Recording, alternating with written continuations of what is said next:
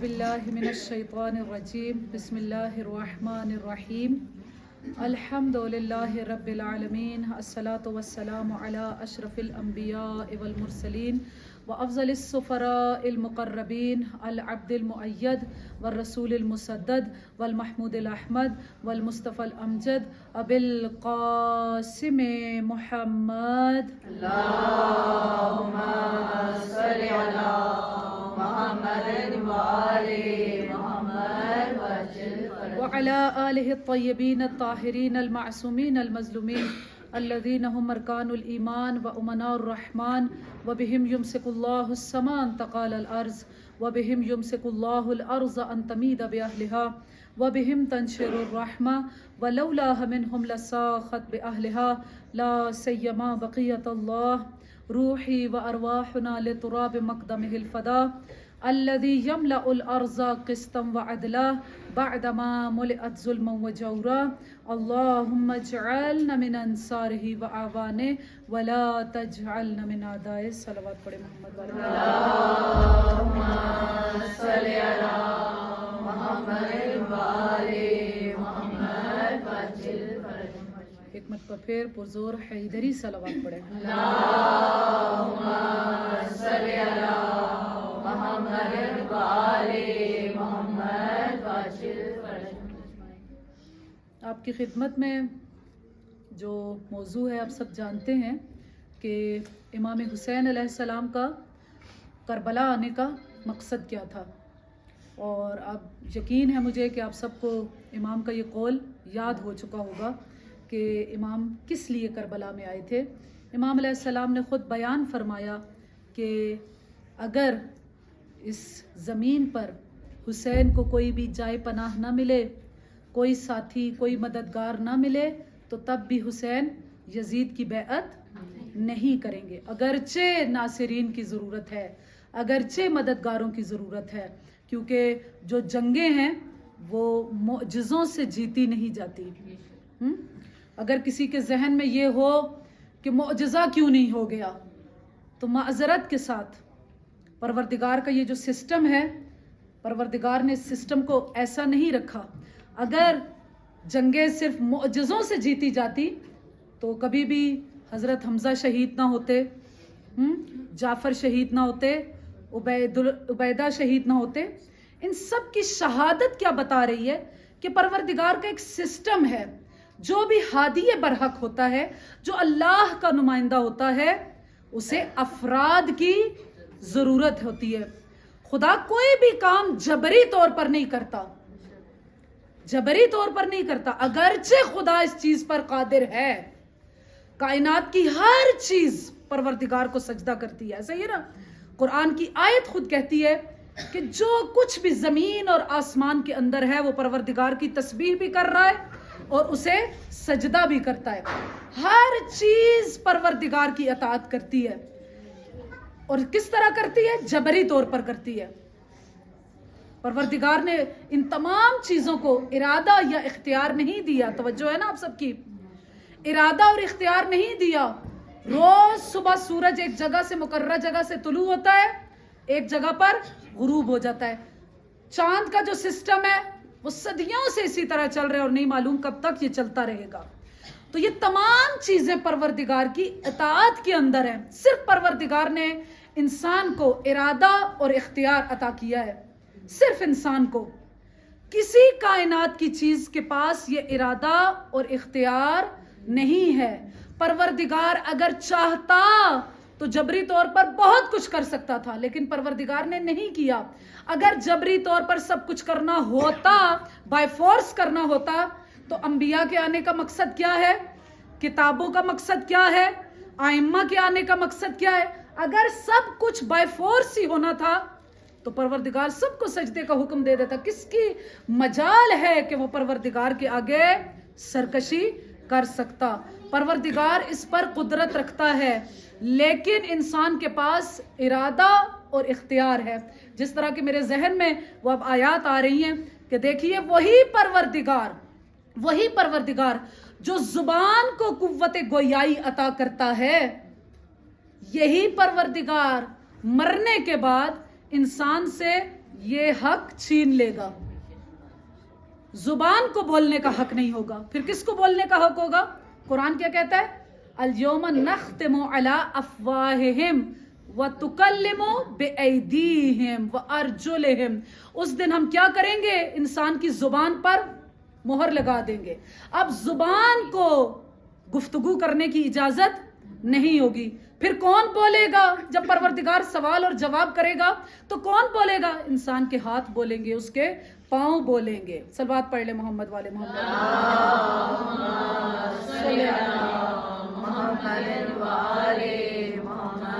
تو بہرحال امام حسین علیہ السلام کو افراد کی ضرورت تھی، ناصرین کی ضرورت تھی، لیکن اس کے باوجود امام حسین علیہ السلام کیا کہہ رہے ہیں کہ اگر کوئی ناصر نہ ملے تو تب بھی حسین ثابت قدم رہیں گے، اس مقصد سے پیچھے نہیں ہٹیں گے. صلوات پڑھ لیں محمد والے محمد.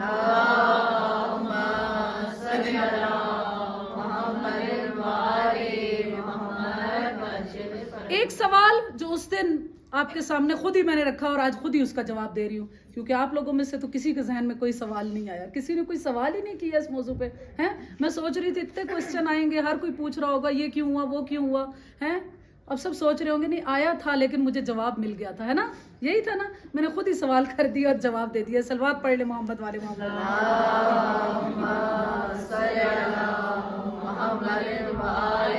سوال یہ رکھا تھا کہ آخر امام علیہ السلام جو 25 برس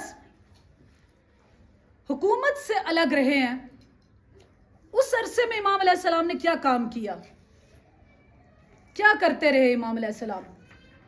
امام علیہ السلام نے اس عرصے میں اقتصادیات کا بہت بڑا کام کیا ہے. اقتصادیات یعنی اکنومیکلی مسلمانوں کو مضبوط کرنے کے لیے امام علیہ السلام نے بہت بڑا کام کیا.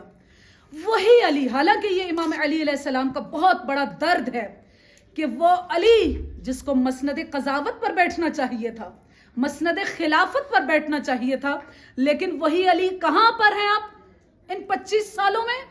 کہاں پر ہیں؟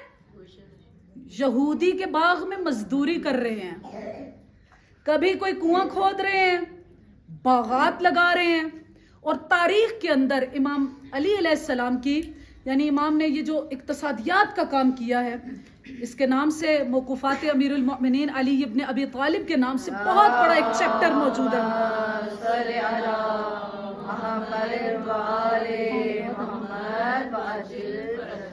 بہت بڑا ایک چیپٹر ہے موقوفات امیر المؤمنین علیہ السلام کے نام سے، یعنی وہ چیزیں جو امیر المؤمنین نے وقف کر دی.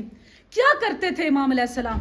امام علیہ السلام باغ لگاتے تھے، نخلستانوں میں کام کرتے تھے، کنویں کھودتے تھے. اور کتنا کام کیا؟ آج اگر اس کی کیلکولیشن بتائی جائے تو امام علیہ السلام نے کتنا کام کیا؟ کہا کہ امام علیہ السلام کے صرف ایک باغ سے 48 ٹن کھجوریں آیا کرتی تھی. اب ہر کوئی حساب لگا لے کہ پھر امام کے پاس کتنا پیسہ رہا ہوگا. یعنی امام یہ نہیں ہے کہ مالی لحاظ سے تنگ دست ہوں. صلوات پڑھ لیں محمد والے محمد.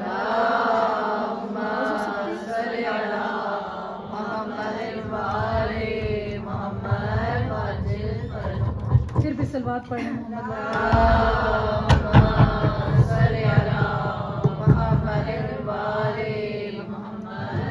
نعرہ تکبیر، نعرہ رسالت، نعرہ حیدری، حیدری، درود امام زمانہ بلند تر صلوات.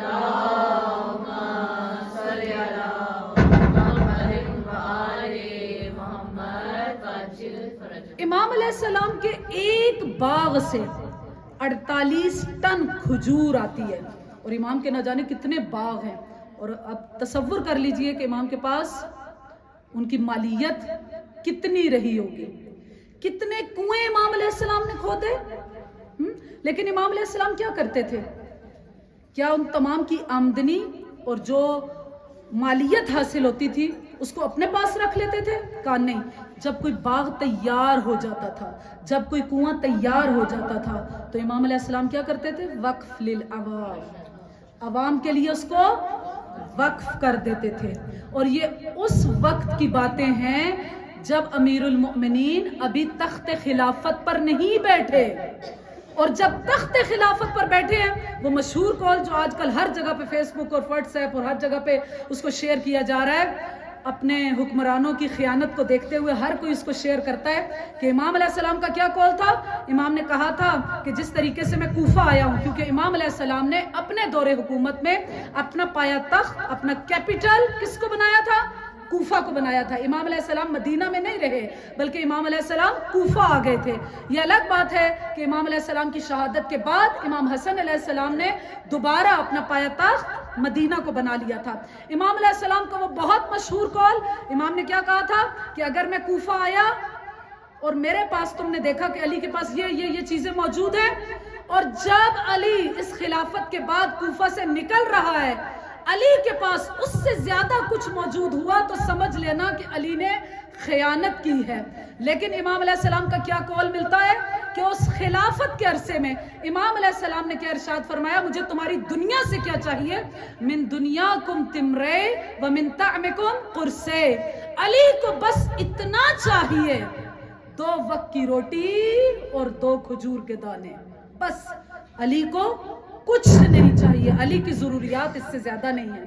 بہرحال جب امام علی علیہ السلام کو توجہ، امام علی علیہ السلام کو ظاہری خلافت ملی، دنیا ایک مرتبہ پھر امام علی علیہ السلام کے دروازے پر آئی، ظاہری طور پر امام علی علیہ السلام کو ساتھی مل گئے، توجہ چاہوں گی پلیز، ظاہری طور پر امام علی علیہ السلام کو ساتھی مل گئے ہیں، اگرچہ ان ساتھیوں نے امام سے وفا نہیں کی، بیعت کو توڑا، لیکن چونکہ ظاہری طور پر ہی، تھوڑا سمجھے گا، ظاہری طور پر ہی چاہے امام علیہ السلام کو ساتھی مل گئے، اب امام علیہ السلام پہ واجب ہو جاتا ہے کہ اس حکومت کو قبول کریں۔ روایات کے کہتی پہلے تو امام علیہ السلام نے کیا کہا کہ نہیں جاؤ، دعونی، مجھے چھوڑ دو، جس طرح تم لوگوں نے پہلے دوسرے تیسرے کا انتخاب کر لیا تھا، جاؤ اب جا کر کسی اور چوتھے کا بھی انتخاب کر لو۔ لیکن گڑ گڑائے لوگوں نے اصرار کیا کہ نہیں، اب ہمیں آپ کی ضرورت ہے۔ اب امام پہ واجب ہو جاتا ہے کہ وہ لوگوں سے بیعت لے۔ روایات کیا کہتی ہیں، امام علی علیہ السلام نے سر پر رسول کا عمامہ رکھا، رسول کی عبا کو پہنا، رسول کے نیزے کو لیا، رسول کے نالین کو پہنا، اور علی چاہ رہے ہیں کہ اب جائیں مسجد میں جا کر بیعت لیں۔ آپ لوگوں کے ذہن میں سوال نہیں آیا کہ جب بعد رسول ہر چیز پر قبضہ ہو گیا، یہ کہہ کر کہ اس پر فلاں کا حق ہے، فلاں کا حق ہے، ہاں حجروں پہ قبضہ ہو گیا، مسند پہ قبضہ ہو گیا، فدق پہ قبضہ ہو گیا، یہ چیزیں علی علیہ السلام کے پاس کیسے رہ گئی؟ توجہ میری طرف پلیز، یہ چیزیں امام علیہ السلام کے پاس کیسے رہ گئی؟ کیوں کسی نے یہ دعویٰ نہیں کیا کہ رسول کا عمامہ میرا ہے، رسول کی عبا میری ہے، رسول کے نالین میرے ہے، رسول کی تلوار میری، رسول کا نیزہ میرا؟ کسی نے دعویٰ نہیں کیا، کسی نے دعویٰ نہیں کیا، نہیں کیا، کس نے کیا؟ ابن عباس نے کیا۔ اور ابن عباس کون ہے؟ 25 برسوں میں امام علی علیہ السلام نے جو شاگرد تیار کیے، ان شاگردوں میں سے ایک شاگرد خاص امیر المؤمنین کون ہے؟ ابن عباس ہیں، عبداللہ ابن عباس، حبر الامہ کا جنہیں خطاب دیا گیا، جو کہ مفسر قرآن ہیں، علی کے خاص صحابی ہیں۔ دعویٰ کیا کر رہے ہیں؟ توجہ، دعویٰ کیا کر رہے ہیں کہ یا علی، آپ بھی رسول کے چچا کے بیٹے، توجہ، آپ بھی رسول کے چچا کے بیٹے، میں بھی رسول کے چچا کا بیٹا، جس طرح رسول کے امامے پہ، ابا پہ، ان تمام چیزوں پہ، رسول کی وراثتوں پہ آپ کا حق ہے، اسی طرح میرا بھی حق ہے، میرا بھی حق ہے۔ علی نے اس مسئلے کو کیسے حل کیا؟ روایات کیا کہتی ہیں، امام جعفر صادق علیہ السلام کے دور میں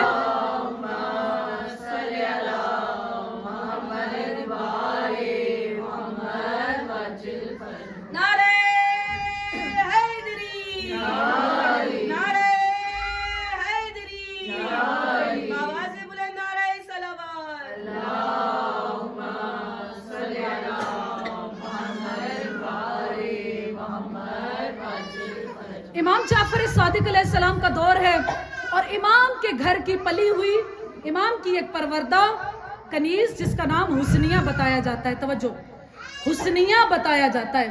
हुस्निया को एक मर्तबा हाकिम ने, खलीफा ने दरबार में बुलाया और बिल्कुल यही मसला उसके सामने रखा। क्या कहा कि हुस्निया बता कि उस वक्त जब इब्ने अब्बास ने अमीरुल मोमिनीन से उन तमाम चीज़ों का मुतालबा किया था, बता अली हक पर थे या इब्ने अब्बास हक पर थे, कौन हक पर था? अब हुस्निया अगर ये कहे कि इब्ने अब्बास हक पर थे तो ईमान जाता है, और अगर ये कहें कि अली हक पर थे तो जान जाती है। हुस्निया तो दोनों तरफ से फंस गई ना। लेकिन देखिए, जो इमामत की परवरदा खवातीन या मर्द हों, जो इमामत से करीब हो जाते हैं, उनका इल्म, उनका शऊर, उनकी मारिफत किस हद तक बुलंद होती है। हुस्निया ने क्या जवाब दिया? क्या कहा? क्या तुझे कुरान की आयत का नहीं पता कि हजरत इब्राहीम अलैहिस्सलाम के पास 2 फरिश्ते लड़ते हुए आए थे? बता उन दोनों फरिश्तों में कौन हक पर था? हाकिम क्या कहता है, खलीफा क्या कहता है कि फरिश्ते तो दोनों मासूम थे, दोनों ही हक पर थे। कहा कि फिर किस लिए लड़ते हुए आए थे? कहा इसलिए कि किसी तीसरे को उसकी गलती बताना मकसूद था। अब हुस्निया वहां पे चिल्ला उठती है, इब्ने अब्बास भी हक पर थे, अली भी हक पर थे। इब्ने अब्बास क्यों मुतालबा कर रहे हैं? क्योंकि किसी तीसरे को उसकी गलती बताना मकसूद था। जब इब्ने अब्बास ने दावा किया कि ये रसूल का अमामा मेरा, रसूल के नालैन मेरे, रसूल की इन तमाम चीज़ों पर मेरा भी वैसा ही हक है, इमाम ने कुछ भी नहीं कहा। ये सारी चीज़ें इब्ने अब्बास के सामने रख दी। और तारीख क्या कहती है? इब्ने अब्बास उस वक्त बैठे हुए थे, अमामे को पहना, अबा को पहना, नालैन को पहना। लेकिन रिवायात क्या कहती हैं, एक मर्तबा इब्ने अब्बास ने उठना चाहा, इब्ने अब्बास से उठा ही ना गया। उस वक्त इमाम अली अलैहिस्सलाम क्या कहते हैं कि ये बारे रिसालत है, ये बारे रिसालत है, इसको सिर्फ इमामत और विलायत ही उठा सकती है। सब बात बस कलंदर अली अली, मन कुंतो मौला अली अली, ज़हरा का शौहर अली अली, हसनैन का बाबा अली अली, काबे का काबा अली अली, काबे का गौहर अली अली, नबियों ने पुकारा अली अली, वलियों ने पुकारा अली अली, है पहला नंबर अली अली, हम सबका सहारा अली अली, नारे हैदरी हैदरी, इमामे ज़माना बुलंदतर सलवार।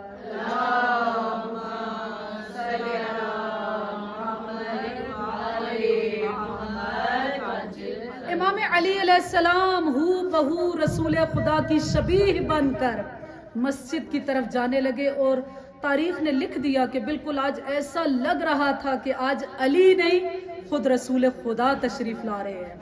और दुनिया कहती है ना कि आप लोग ये शबीहें क्यों बनाते हैं? हम अली की सुन्नत में बनाते हैं, हम रसूल खुदा की सुन्नत में बनाते हैं, आइम्मा की सुन्नत में बनाते हैं। उस वक्त इमाम अली अलैहिस्सलाम हू बहू शबीह रसूल बनकर मस्जिद में तशरीफ लाए। अब वहां पर क्या होता था कि जब पहला आया, मिंबर की क्या होती हैं, सीढ़ियां होती हैं, पहला आया रसूल खुदा सबसे बुलंद जगह पर बैठते थे। पहला आया, उसने रसूल खुदा के एहतराम में उस जगह को छोड़ा, नीचे वाली सीढ़ी को इस्तेमाल करना शुरू किया। जब भी बैठते थे उस सीढ़ी पर बैठते थे रसूल के एहतराम में। ज़ाहिर सहाबा थे, एहतराम तो वाजिब था।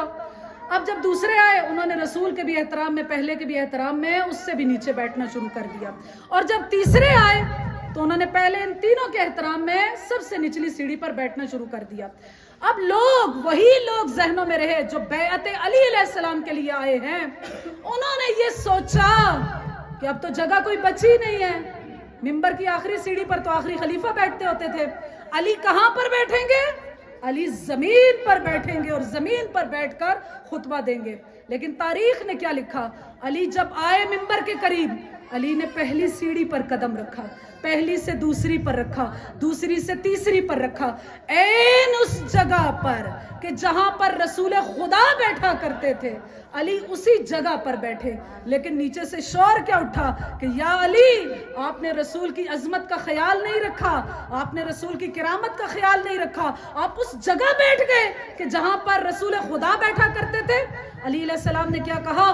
خاموش رہو، یہ لکڑی سے بنا ہوا منبر ہے، میں تو وہ ہوں جو دوش رسالت پر سوار ہوتا ہوں۔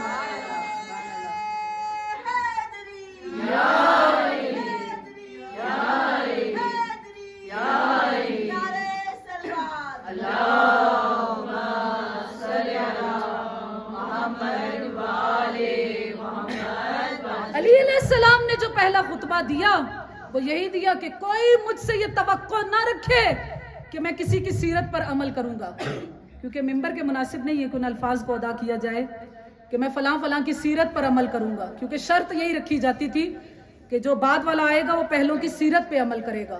امام علی علیہ السلام نے کہا کہ مجھ سے کوئی توقع نہ رکھے کہ میں پہلوں کی سیرت پر عمل کروں گا، علی حکم خدا پر عمل کریں گے، حکم خدا کے مطابق فیصلہ دیں گے، سنت رسول کے مطابق فیصلہ دیں گے۔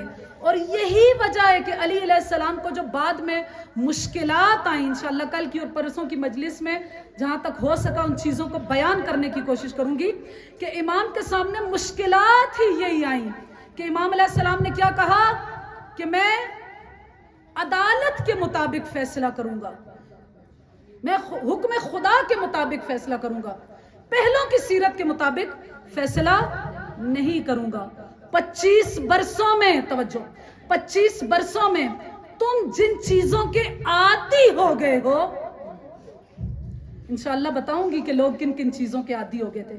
25 برسوں میں تم لوگ جن چیزوں کے عادی ہو گئے ہو، علی ان تمام عادتوں کو ختم کر کے رکھ دیں گے۔ کیا عادتیں بن گئی تھی؟ کیا ہوا تھا پہلی خلافتوں میں؟ کیا ہوا تھا؟ وہی جو کل آپ کے سامنے عرض کیا تھا کہ بتاؤں گی کہ ابو سفیان کا کیا عقیدہ تھا، کیا عقیدہ تھا۔ تیسری خلافت کے بعد تاریخ کے اندر سب کچھ موجود ہے، تیسری خلافت کے بعد ایک میٹنگ ہوتی ہے، چونکہ بنو امیہ کی حکومت آ چکی ہے، میٹنگ ہوتی ہے اور وہاں پر ابو سفیان سپیچ کرتا ہے، خطاب کرتا ہے، اور کیا کہتا ہے؟ میں اس کی قسم کھاتا ہوں جو سب جانتے ہیں کہ ابو سفیان کس کی قسم کھا رہا ہے، اور کیا کہتا ہے؟ مجھے اس ہستی کا واسطہ جس کی میں عبادت کر رہا ہوں اس کی میں قسم کھا رہا ہوں۔ وہ مراد خدا نہیں تھا، کیونکہ اگلی جملے سے ہی پتہ چل گیا کہ اس کا خدا پر کوئی ایمان نہیں تھا۔ کیا کہتا ہے؟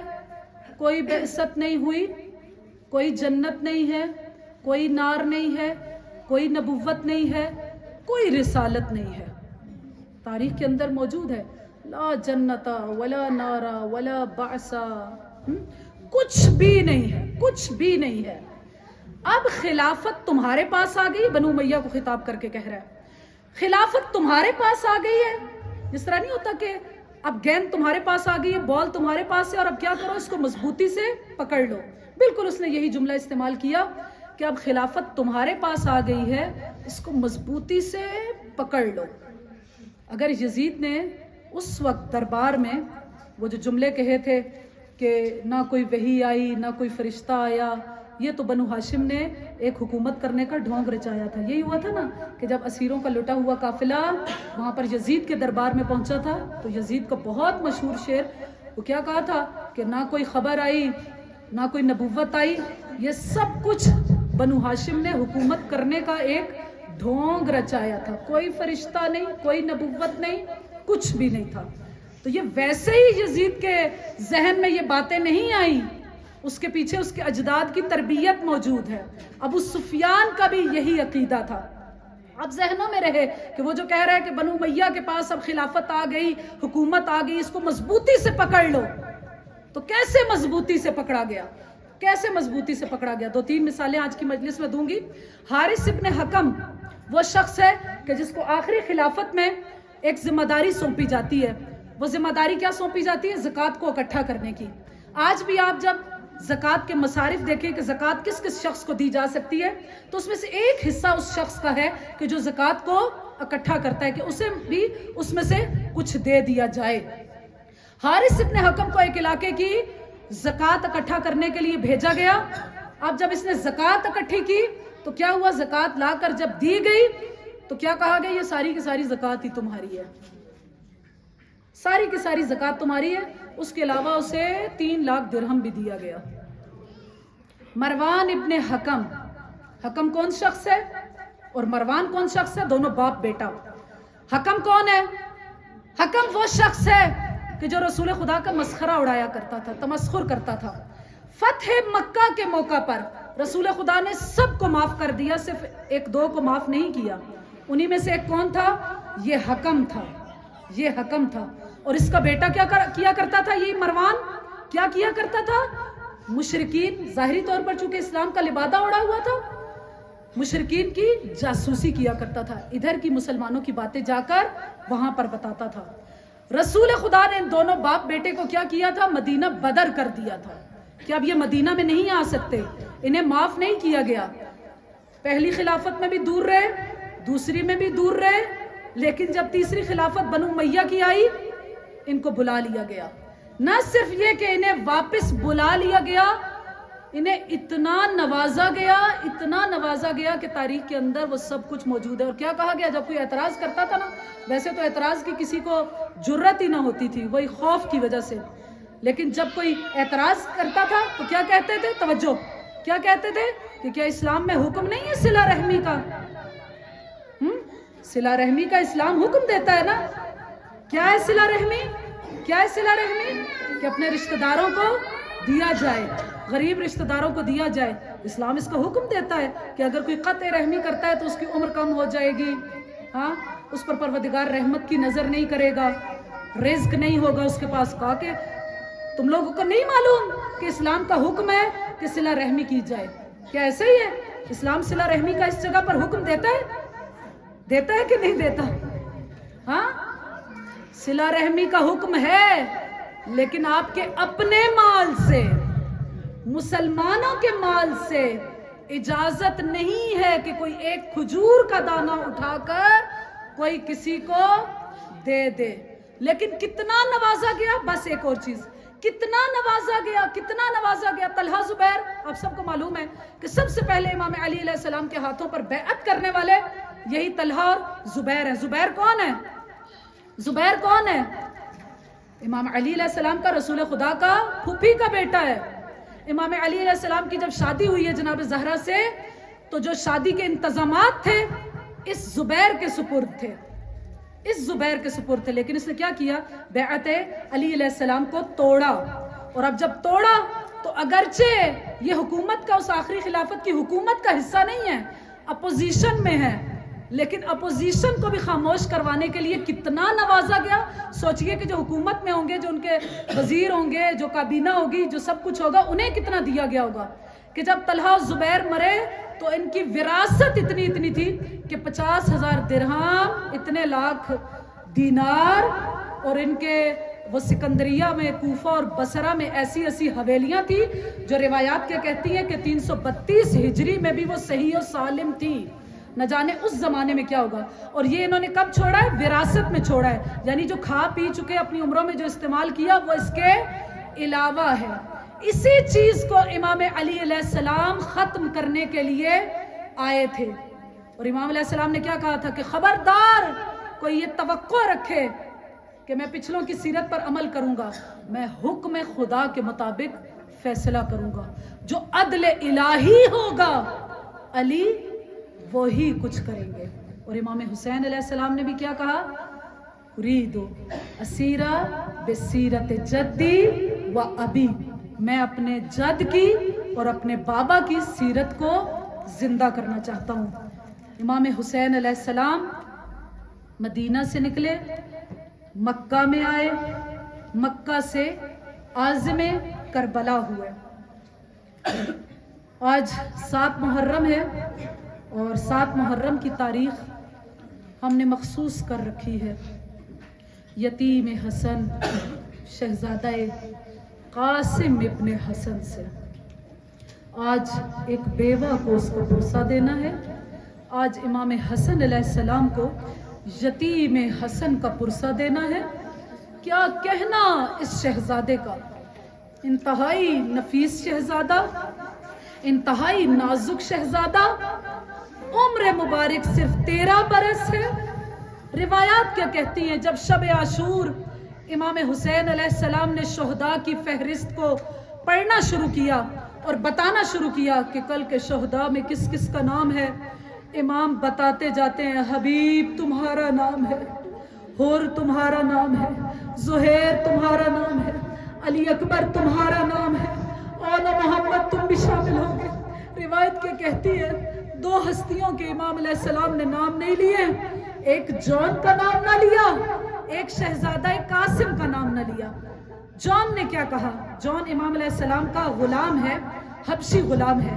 इमाम के करीब आता है और आकर क्या कहता है, ऐ मौला क्या मेरे होंठ बड़े बड़े, क्या मेरा रंग स्याह, क्या मेरे पसीने से बू आती है, इसलिए मौला आपने कल के शोहदा में मेरा नाम नहीं लिखा। इमाम अलैहिस्सलाम ने सीने से लगाया, जॉन मैं तो सिर्फ तुझे आजमाना चाहता था, कल के शोहदा में तेरा नाम भी है, तेरा नाम भी है।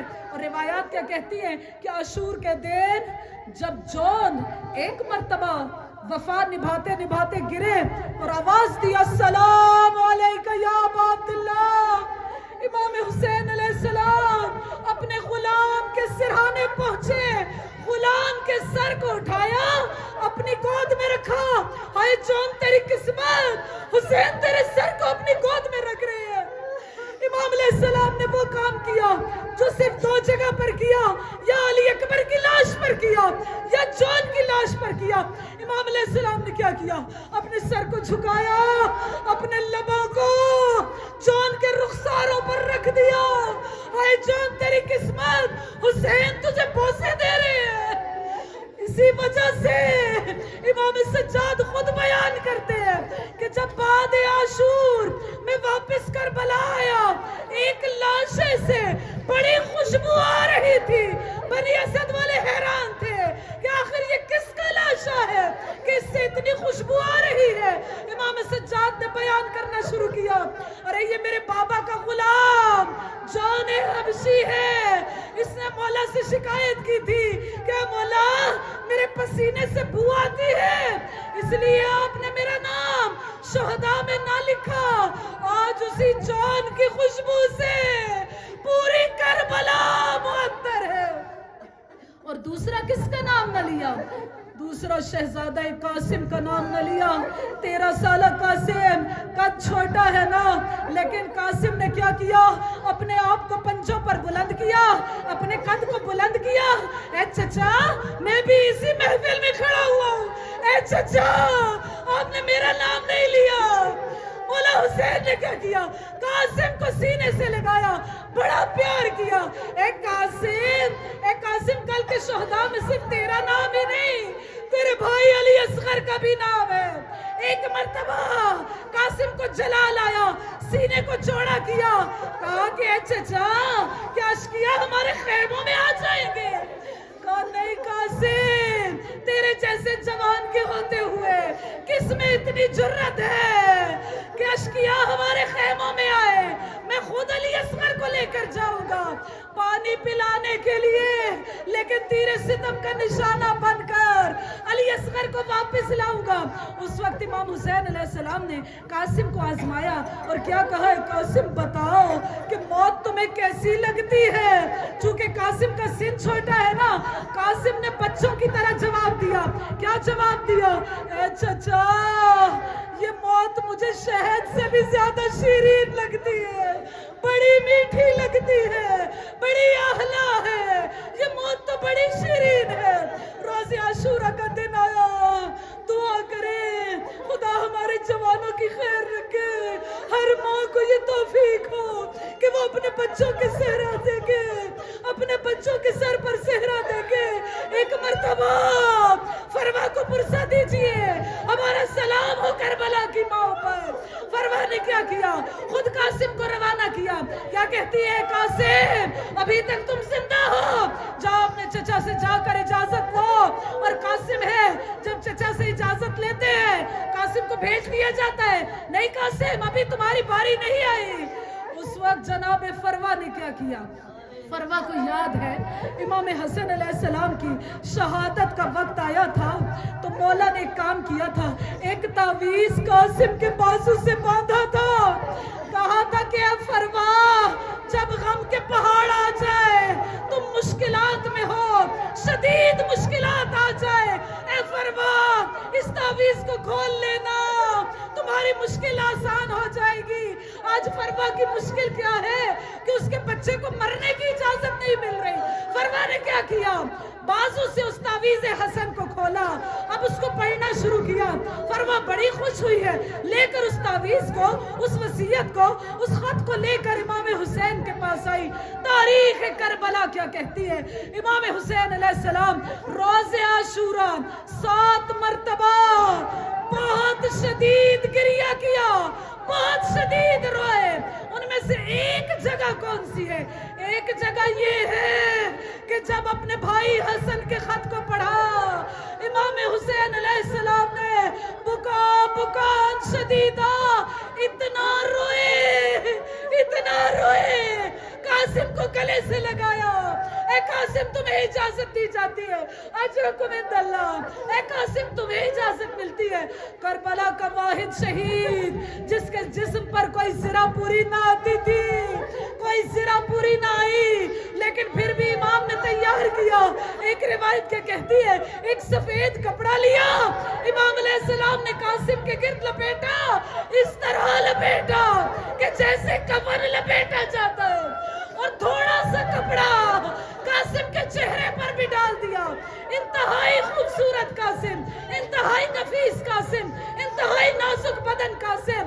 अब जब खेमे से निकले, फौज अश्किया ने कह दिया, अरे आज ऐसा लग रहा है 14वीं का चांद। अजरकुम इंदल्लाह।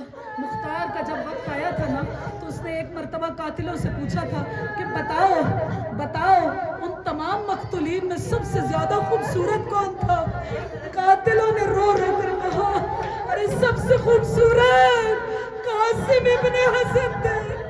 मुख्तार ने फिर कहा, अरे मैंने तो सुना है कि कासिम ने चेहरे पर नकाब को डाला हुआ था, तुम्हें कैसे पता कि कासिम का चेहरा क्या है। वो क्या कहते हैं कि जब कासिम खेमे से निकले, तेजी से घोड़ा दौड़ाते हुए मक्तल की तरफ जा रहे हैं, कातिलों ने बयान किया कि कासिम के जूते का तस्मा टूटा हुआ था, चेहरे पर नकाब थी। कहा लेकिन अब जब करीब से घोड़ा दौड़ाते थे, हवा चलती थी, नकाब उठता था, अरे हम देखते थे, अरे 14वीं का चांद है।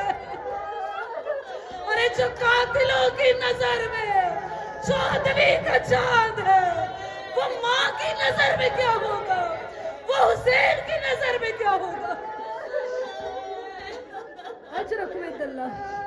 कासिम मक्तल में आए और रिक्स पढ़ना शुरू किया। अगर कोई नहीं जानता तो जान ले, मैं कासिम इब्ने हसन हूँ, मैं हसन का फर्जंद हूँ, मैं हुसैन का भतीजा हूँ। चूंकि वहां पर बड़ी तादाद में कूफी और शामी मौजूद थे, हसन से बुग़्ज़ रखते थे।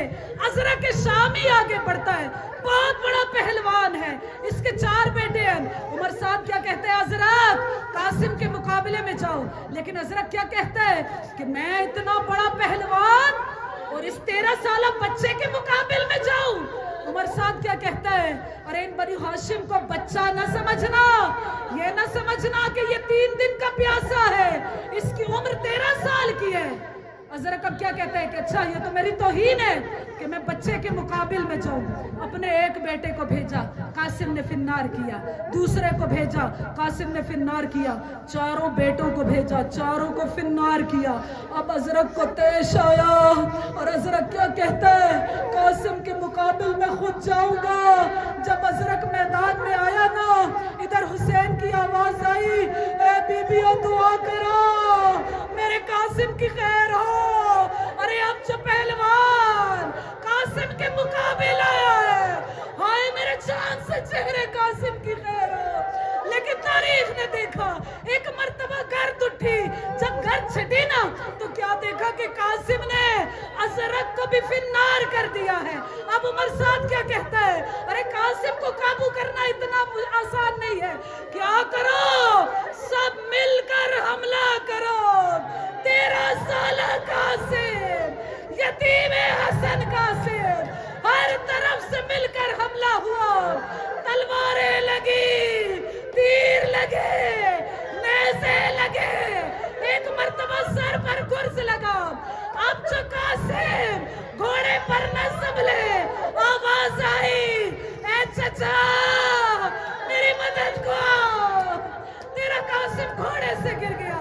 شیخ مفید نے بیان کیا کہ اب جو گھوڑے سے گرنے لگے نا، قاسم کا ایک پاؤں رکاب میں پھنس گیا، چہرہ زمین پر ہے. ادھر سے عباس چلے، ادھر سے حسین چلے. ان دونوں شیروں کو جب آتے ہوئے دیکھا، شیخ مفید کیا لکھتے ہیں؟ ادھر کے گھوڑے ادھر، ادھر کے گھوڑے ادھر، یتیم حسن گھوڑوں کے درمیان، ادھر کی پسلیاں. اجرکم اللہ. خدا سب کے جوانوں کی خیر، خدا ان کے بیٹوں کو طول عمر عطا کرے. امام حسین علیہ السلام جب مقتل میں آئے نا، قاسم نظر نہ آئے.